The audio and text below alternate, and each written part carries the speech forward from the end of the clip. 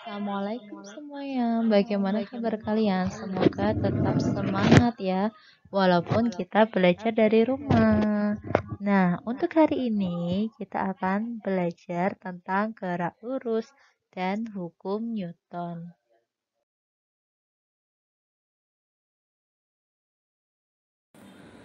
Sebelum kita belajar tentang gerak lurus, coba kalian perhatikan gambar mobil balap itu ya.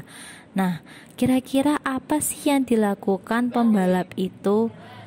Lalu, bagaimana bentuk lintasannya? Yuk, perhatikan.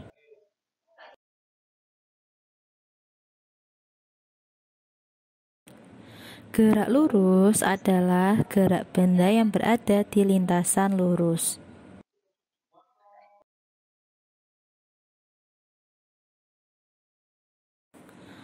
Tahu nggak sih bahwa gerak lurus itu dibagi menjadi dua loh. Ada gerak lurus beraturan, ada juga gerak lurus berubah beraturan. Nah, keduanya itu punya persamaan dan perbedaannya. Kalau persamaannya sama-sama bergerak di bidang lintasan yang lurus. Lalu kalau perbedaannya itu dari kecepatannya. Jika gerak lurus beraturan, kecepatannya tetap.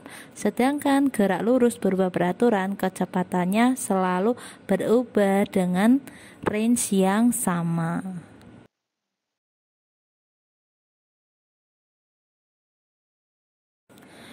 Untuk memahami apa itu GLB dan GLBB, coba kalian perhatikan pita tiker timernya. Nah, coba kalian perhatikan juga jarak titik-titik pada pita tiker timer itu ya.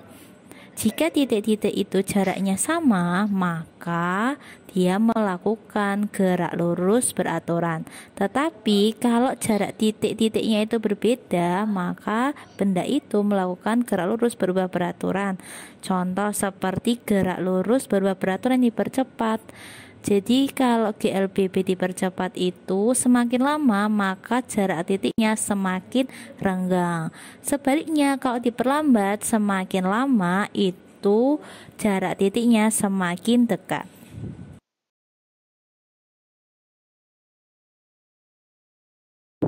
Berikut ini adalah beberapa penerapan GLB dan GLBB yang ada di sekitar kita.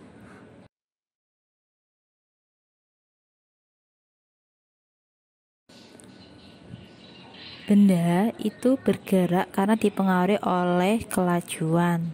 Jadi kelajuan itu adalah jarak tempuh suatu benda per detik, sehingga bisa dirumuskan dengan V sama dengan S per T, di mana V adalah kelajuan, S jarak, T-nya adalah waktu.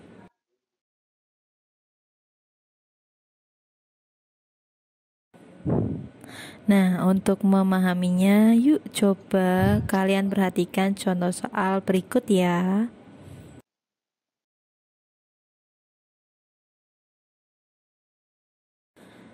Selanjutnya ada kelajuan rata-rata. Jadi kelajuan rata-rata itu adalah hasil jumlah jarak dibagi dengan hasil jumlah waktu.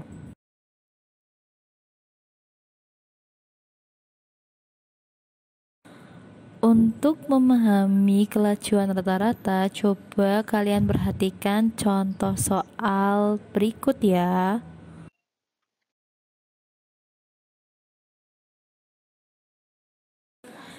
GLBB dapat terjadi jika ada percepatan maupun perlambatan. Jadi, untuk mencari percepatan ataupun perlambatan bisa dengan delta V dibagi delta T atau kecepatan dibagi waktu.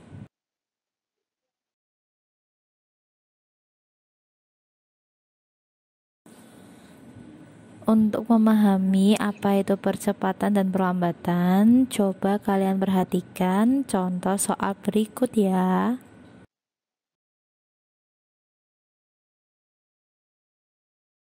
Nah, antara kecepatan, percepatan, jarak, dan waktu itu punya hubungannya loh. Jadi seperti pada rumus mencari jarak, yaitu S sama dengan V0 ditambah setengah AT kuadrat. Lalu untuk mencari kecepatan akhir di mana dengan rumus V0 ditambah A kali T.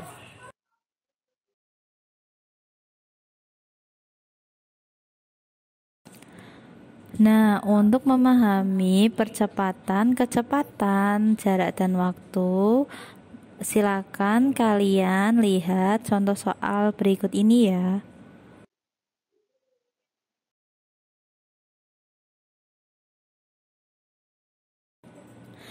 Nah, selanjutnya saya akan menjelaskan tentang gaya. Jadi, gaya adalah tarikan atau dorongan. Gaya itu berpengaruh pada dua hal, diantaranya mempengaruhi bentuk benda serta mempengaruhi arah gerak benda. Contoh dari mempengaruhi arah gerak benda yaitu ketika kita menendang bola. Sedangkan contoh gaya mempengaruhi bentuk benda ketika kita membuat tembikar.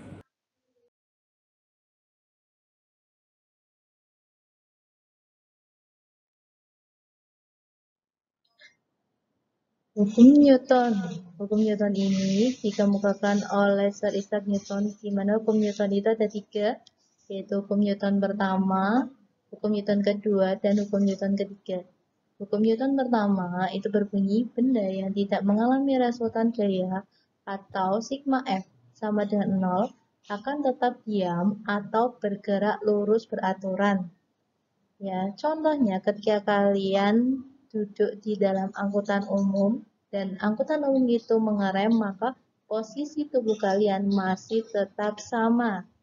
Lalu hukum Newton kedua ini adalah di mana gaya itu hasil dari perkalian massa dikali percepatan benda. Lalu ada hukum Newton 3. Jadi di mana ketika kita memberikan gaya berupa aksi, maka akan menerima gaya berupa reaksi dan jumlahnya itu sama. Ketika kita mendorong tembok, jadi ketika kita mendorong tembok, kita memberikan gaya kepada tembok dan tembok itu memberikan gaya reaksi kepada kita. Sekarang dapat disimpulkan bahwa benda dapat bergerak karena dipengaruhi oleh kecepatan ataupun kelajuan. Jadi, ketika benda bergerak di lintasan yang curam, maka benda mengalami percepatan. Nah, percepatan sebuah benda itu akan mempengaruhi juga terhadap besarnya gaya. Sekian untuk pembelajaran hari ini. Terima kasih sudah menonton video pembelajaran ini. Tetap semangat dan stay healthy and be positive thinking. Wassalamualaikum warahmatullahi wabarakatuh. Sampai jumpa di pertemuan berikutnya.